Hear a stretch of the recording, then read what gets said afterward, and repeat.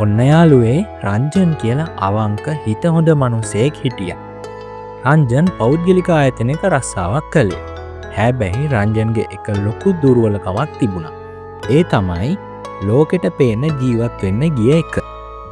යාළුවෙක් අලුත් ෆෝන් එකක් ගත්තොත් රංජන් ඊට වඩා හොඳ එකක් ගන්නවා. අල්ලපු ගෙදර මිනිස්සයා වාහනයක් ගත්තොත් රංජන් ලීසින් එකක් දාලා ඊට වඩා ලොකු එකක් ගන්නවා. ටික කාලයක් යද්දී රංජන් නොදැනීම මහා ණය කන්දක හිර වුණා. බැංකු ලෝන්, ක්‍රෙඩිට් කාඩ්, යාළුවන්ගෙන් ගත්තු සල්ලි, අතමාරු මේ හැමදේම එක්ක මාසේ අන්තිමට රංජන්ගේ අතට ලැබෙන පඩියට වඩා ගෙවන්න තියෙන වාරික ගාණ වැඩි වුණා. මිනිහට රැට නිින්ද ගියේ නැහැ. ෆෝන් එකත් රින් වෙද්දි බය වුණා. රංජන් හිටියේ මෙරි ජීවත් වෙන තත්ත්වයක. ඉතින් දවසක් රංජන් තමන්ගේ පරණ යාළුවෙක් වුණු සිරි අයියා හමු වෙන්න ගියා. සිරි අයියා කියන්නේ විශ්‍රාමික බැංකුව නිලධාරියෙක් වගේම හරිම ප්‍රඥාවන්ත මිනිසෙක්. රංජන් තමන්ගේ දුක් ගැනවිල්ල සේරම මේ සිරි අයියට කිව්වා. සිරි අයියේ මට දැන් මැරෙන්න හිතෙනවා.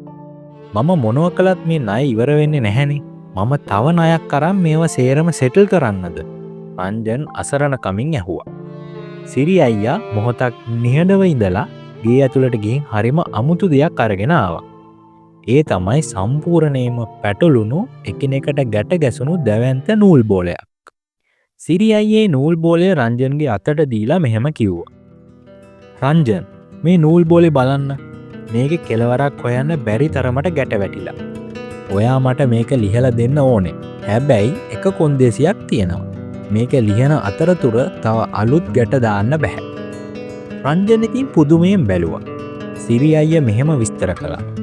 ණය කියන්නේ මේ පැටළුණු නූල් බෝලය වගේ පුතේ. ඔයා ණය ගෙවන්න කියලා තව ණය ගන්නව නම් ඒ කියන්නේ ඔයා මේ පැටළුණු නූල් බෝලයට තව ගැට දානවා කියන එකයි. එතකොට මේක කවදාවත් ලියන්න බෑ. ඉතින් පළවෙනි නීතිය තමයි මොන ප්‍රශ්නය ආවත් අද ඉඳන් අලුතින් රුපියලක්වත් ණයක් ගන්න එක නතර කරන්න. රංජන් ඒක හිතට ගත්තා. ඔහු අලුතින් ණය ගැනීම එතනින්ම නතර කළා. රංජන් අර නූල් බෝලේ ලියන්න පටන් ගත්තා. ඒකේ ලොකු ගැට ගොඩක් තිබුණා. රංජන් ඒව ලියන්න ගිහින් හති වැටුණා. එතකොට සිරි අයියා මෙන්න මෙහෙම කිව්වා. නැහැ රංජන්. ඔය ලොකු ගැට දිහා බලන්න එපා. ඔය අතරේ තියෙන ඉතාමත් කුඩා ලෙහෙසියෙන් ලියන්න පුළුවන් ගැටයක් හොයන්න. ඒක මුලින්ම ලියන්න. මේක තමයි ණය ගෙවීමේ රහස. සිරි අයියා රංජන්ට කිව්වා ඔහුගේ ණය ලයිස්තුවක් හදන්න කියලා. රුපියල් 5000 ණයේ ඉඳන් රුපියල් ලක්ෂ 10 ණය දක්වා ලයිස්තුවක් හැදුවා. මුලින්ම ඔය කුඩාම ණය ටික ගෙවලා ඉවර කරන්න. එතකොට ඔයාගේ ලිස්ට් එකේ තියෙන ණය ප්‍රමාණය අඩු වෙනවා. ඒකෙන් ඔයාගේ හිතට ලොකු සහනයක් සහ මට පුළුවන් කියන විශ්වාසය ලැබෙනවා. ඉතින් නූල් බෝලේ ලියද්දි රංජන්ට තේරුණා ඒක ලේසි නැහැ කියලා. සමහර වෙලාවට නියපොතු රිදෙනවා, කාලය යනවා. සිරි අයියා ඉතින් මෙන්න මේකට මෙහෙම කිව්වා. රංජන් මේක ලියනකම් ඔයාට වෙන සෙල්ලම් කරන්න වෙලාවක් නැහැ. ඔයාට තිබුණු සැප සම්පත් අනවශ්‍ය වියදම් සේරම නතර කරන්න වෙනවා. ඔයාගේ අනවශ්‍ය දේවල් විකුණන්න. ඔයාගේ අමතර කාලය පාවිච්චි කරලා අමතර ආදායමක් හොයන්න. ඒ හැම සතයක්ම අර නූල් බෝලේ ගැට ලියන්න පාවිච්චි කරන්න. ඉතින් රංජන් තමන්ගේ අලුත් ෆෝන් එක විකුණලා පොඩි ෆෝන් එකක් ගත්තා. එයාට තිබුණු අනවශ්‍ය වියදම් කපා හැරියා. ඒ ඉතිරි කරපු හැම සතයකින්ම කුඩා ප්‍රමාණයේ ණය එකින් එක පියවන්න පටන් ගත්තා. මෙහෙම මාස කීපයක් යද්දී රංජන්ගේ නූල් බෝලේ තිබුණු කුඩා ගැට සීරම ලිහිලා ගියා.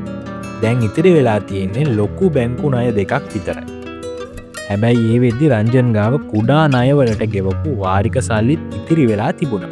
ඔහු ඒ ඔක්කොම එකතු කරලා ලොකු ණයවලට වැඩිපුර ගෙවන්න පටන් ගත්තා. අවුරුදු 2ක් විතර යද්දී රංජන් සම්පූර්ණයෙන්ම ණයින් නිදහස් වුණා. අර නූල් බෝලය දැන් දිග ලස්සන නූලක් විතරයි. සිරි අයියා රංජන්ට අවසන් පාඩම මෙන්න මෙහෙම කිව්වා. පුතේ දැන් ඔයා ණයින් නිදහස්. හැබැයි මතක තියාගන්න ආයෙත් කවදාවත් ලෝකෙට පේන්න කියලා මේ නූල පටලව ගන්න එපා. ණය කියන්නේ ගන්න ලේසි. හැබැයි ගෙවන්න අමාරු දෙයක්. ණය බරින් ඔයත් පීඩා විඳිනවා නම් මෙන්න මේ කරුණු 4 අදම ක්‍රියාත්මක කරන්න. අංක 1. අලුතින් ණය ගැනීම නතර කරන්න. වලක වැටී සිටින විට මුලින්ම කළ යුත්තේ වල හැරීම නතර කිරීම. අංක 2. කුඩා ණය මුලින් ගෙවන්න. ලොකු ණය ගැන හිතමින් ලත නොවී ලෙහෙසියෙන් පියවිය හැකි කුඩා ණය මුලින්ම අවසන් කරන්න. එය මානසික ජයග්‍රහණයක්.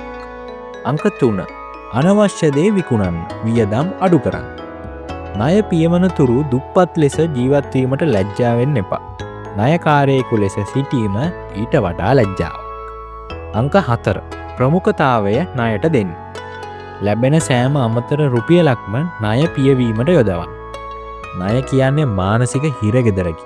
එම හිරගෙදරේ යතුරු ඇත්තේ ඔබේ කැපවීම සහ විනය තුල පමණයි. ඉතින් මේ කතාවෙන් ඔයාට යම් අදහසක් ලැබුණා නම් අනිවාර්යෙන් පහලින් කමෙන්ට් එකක් දාන්න. ආයේ මේ වගේ තවත් ලස්සන කතාවක් අරගෙන ඉක්මනටම අපි හමු.